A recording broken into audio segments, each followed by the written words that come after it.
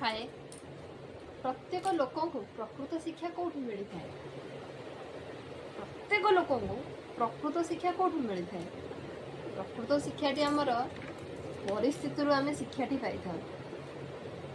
से मनुष्यटा परिस्थिति अनुसार निजर कार्य करें शिक्षा निजर अनुभूति पाई था निजर शिक्षा ग्रहण करता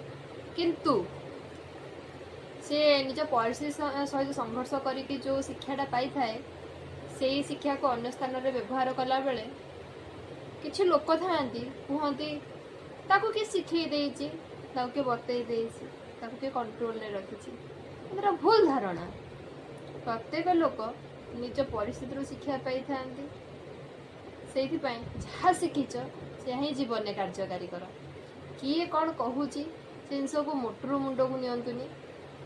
लोकंकर उद्देश्य ही लोक डाउन करवा आ कि ना ठीक कहल ना बाय।